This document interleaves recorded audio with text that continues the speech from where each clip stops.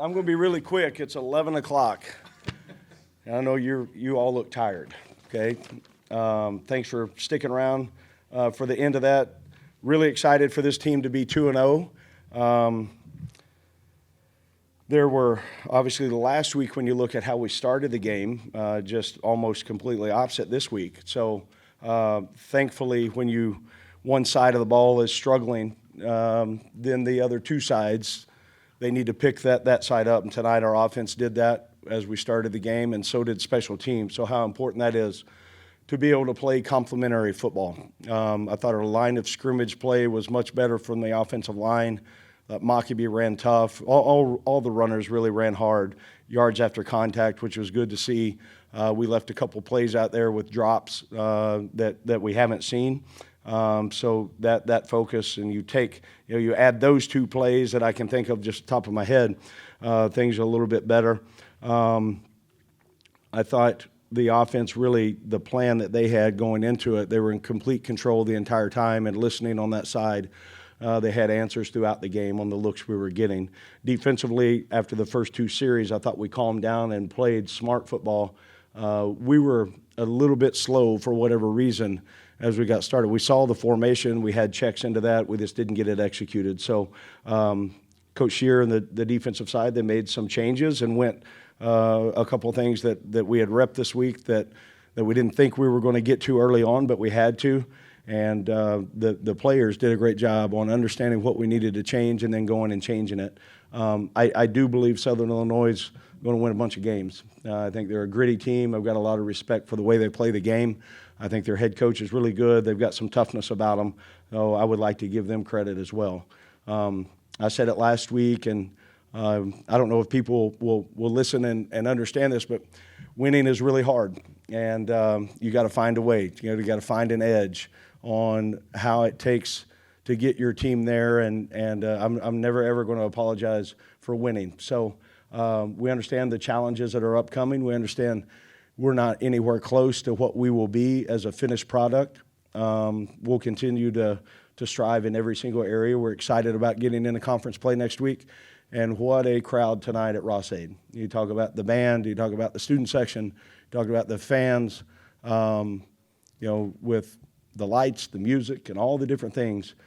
We will continue to work to create this one of the toughest places to play in college football. And it happens because there's so many moving parts that make it work. And tonight was a lot of fun to be in that environment. And I know our kids enjoyed it. I certainly did. You could feel it, and very thankful for the Purdue fans on what that looks like. And can't wait to see you again here in 7 short days. So I'll answer any questions that you guys have. Barry, what did you identify as the culprit, I guess, on those first two drives that you were giving up the big chunk plays beyond just being a step slow, and how did you get that corrected? Yeah, one of them was we didn't get, they went in an empty formation. We didn't get the check across the board on the back end. We're this slow getting it done. So that was the first one. And then the second one, the first drive, we had them on two different third downs. They extended the drive on third downs. We were in position, didn't make a play, outside leverage one time. Should have been a little bit tighter. We played inside the receiver. Quarterback made a nice throw on the corner route. And then on the over route, he was just uncovered, and that was a breakdown in coverage. Really wasn't anything other than communication from that. So Coach did a great job settling them down, showing them the pictures on what we were getting, understanding as long as we can get everybody on the same page, we're going to be okay.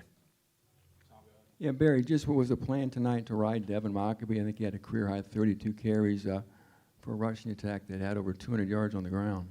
Well, I think that was one of our points of emphasis this week. Our Tuesday and Wednesday practice were two of the most physical that we've had, and it was good on good. A lot of the time we wanted to try to establish the line of scrimmage with the offensive line on running the football. We know that we're going to have to be a running team. That opens up things down the field in the vertical passing game when we can establish that. We didn't do as much quarterback run game tonight. Devin had a big workload. He continues to make plays. He's a tough kid, a great competitor. And our offensive line, I thought, did a really nice job on establishing at the point of attack the way either the combo block or the zone schemes or the gap schemes, whichever we were going with, I thought they did a nice job on getting a hat on a hat and finishing, moving the right direction. Well, what's it mean to be 2-0, Barry, setting up what could be a real big game next week with a program like USC coming to West Lafayette? Yeah, they're all big. I mean, every single game is big. Tonight was big, and Kuffner told me walking in, I joined the crowd of Coach Cleo, back in, what year was it? 1916. Long time since a coach has started 2-0. I didn't have anything to do with it. It was all the support people, our players, and then, it's two games and we got 2 wins. So we just got to keep finding a way to stack the preparation habits and the opportunity at 3:30 on Saturday afternoon. We understand getting in the conference play, how important every single game is. Tom was at the game. He can tell you more about it. The 1960. Back to Devin. Just what does it mean for a coach, maybe for a player, for a team, to have, a senior like that you can ride in that situation, that has that dependability, and even if you have to win a game methodically, I guess the trust that's there to keep putting the ball in his hands. I was hoping you were going to say one word there, and it's trust. And you know how hard it is to earn trust in today's world. It's really, really hard to earn, and it's so easy to give away. But every single day that I have been here, Devin Mockobee has earned trust with everybody around him. Going to be a mechanical engineer graduate in the near future. He brings it every single day at practice. It doesn't matter if it's a walkthrough, a run-through, in the weight room, in the meetings, whatever it is. I know exactly what we're going to get out of Mock. You can win a lot of football games with guys like Devin Mockobee, and he does it right every single day, and the entire organization has great trust in him. Hey, Coach, Kyle, Sports Report. You talked about the fans. You talked about the students. That was my original question, but I'm going to pivot to what makes this place so special? You've been here a couple games. I mean, this is a special place, and what does this mean to you being here, the coach at Purdue? Yeah, I'm not going to do a very good job of really putting that as eloquently as someone probably should. But you look at the Purdue way, and you look at what will win here, what is the way to build a program and a foundation. It's been really easy for me to look at Coach Painter and men's basketball, Coach Shondell and women's volleyball. I went and spoke to the band, and there are 500 members there. It was before they made their cuts. The energy that is there, the passion that people care for Purdue is unmatched. I'm honored to have a chance to represent this logo. I've got a lot of belief in Mike Babinski and his staff and Tiffany Grimes, because every single day there is alignment, there's vision. There could be some problems, but there's always solutions. And those things, when you have that thing all together, okay, in the entire organization, and you look at, for us, strength and conditioning, sports medicine, nutrition, academic resources, and the academic center, everybody that pours in cares about Purdue, and they care about building our student athletes to provide them to have a future in this opportunity through the game of football that will create memories and opportunities for the next 50 years of their life. So I take great responsibility in what that looks like every single day, but I'm so thankful because the people of Purdue, the 58,000 undergrad students, the people of the state of Indiana, the people in the 5-hour, 6-hour radius of West Lafayette, the brand is strong. And I think we're just scratching the surface on what we're going to be as a football program, and I'm so honored to have a chance to do it here because of all those things that I mentioned that make it work. Hey, Coach Odom, just kind of assess Ryan Brown's effort tonight and also comment on George Burhan, who actually led you guys in catches and yards tonight. I thought Ryan was gritty. He overcame a couple of, I think you look at 2 drops, that's hard because they were, good balls and that happens, but he knows he can't have a bad day. He's got to build goes up around him no matter what happens on to the next play. He's got to be stoic in what his approach is, and I thought he did a nice job. He ran tough when his number was called. And then, guys, I could go on everything that George Burheen did.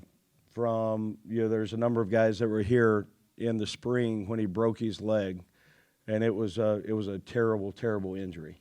But he had when you have something that goes into that, number one, you've got to have great determination to come back from something like that. You've got to have great determination from the student athlete. You can put a check mark by that. George attacked it every single day. You've got to have a great medical team in every way that number one, did the procedure. Okay, number two, in sports medicine, that went full activation on return to play, on what that looks like in every single area. Strength and conditioning on getting him back in a position to be able to play. And then all those people working together, and it gets down to that was hit every single time, but then it goes back to George on how determined he was to get back. And it was a long, long, tough road for him to overcome the things that he did throughout that process. I've got so much respect for him and the way he played tonight. He's going to have a heck of a year, and what a wonderful young man he is, and a great representative of our great university. Barry, you mentioned earlier defensive communication, and there were a couple instances I noticed Charles put a guy in the right spot, and that guy ended up making the play. And this is a guy who came here, he played for you last year, but he came here after the spring. Did you kind of notice that he was that type of player at UNLV, and he was probably somebody you needed to target in the portal? He's going to be a great player, and the things that make him great, number one, he's physically talented. He's got great football IQ. But I noticed when we had him as a freshman last year, we had a really good player ahead of him in Jackson Woodard.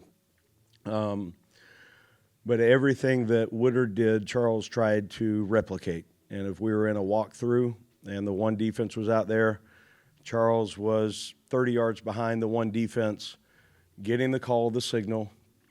You could tell he was having self-talk through that call, making the checks that he needed to his own air. And then he was taking his steps as a linebacker does, getting a million reps when he wasn't in the game. So we're really excited about him being here. We think he's got a tremendous future. He's a dedicated player to the team. He's a team guy. He does have football smarts, and the linebacker position is not counting the quarterback. It's probably the hardest position to play in our system because we put so much on that spot. And it's a good and a bad thing that I played the spot and Coach Shear played the spot, and we understand how important it is that position is right, and they've got to spend more time than anyone through their tip sheet and their reminders and the game plan study because everything runs through the linebacker position defensively. So can you go into any more detail about what the defensive adjustment was? Was it something reacting to them coming out in what you hadn't anticipated? Or I wish I had some great answer for this. We had a really good plan going in. We didn't do a very good job executing and communicating it early on, and we stayed the course and stayed the plan. I've never been a person that believes, hey, we'll wait till halftime and make an adjustment. You don't got time. You're blown out of the stadium if you wait till halftime. So our changes have to make, it's a chess match. What are they doing? Okay, this is what we got. Okay, can you be on the attack? This is what they got. Are they odd fan? Are they slide protection? What are they doing? How are they trying to attack us? So all the things that go into that, it's ever-ending communication on the headsets. Okay, here's what they're doing. Here's our answer. Here's what they're doing. Here's our answer. And I thought that defensively, it took everybody defensively to get them calmed down, get it fixed, and understand what we were trying to do. I wish I had a great, magic wand. We did that. It wasn't it. It was just they stayed the course. They understand what we needed to do, and things slowed down for us. So credit to, number one, game plan. I thought we had answers when we needed them. And then the kids, again, they did a great, doesn't matter what we know. They've got to go execute it, and they did a nice job making some changes, making some adjustments, and then going and executing it. All right, thanks, Coach. Thanks, guys.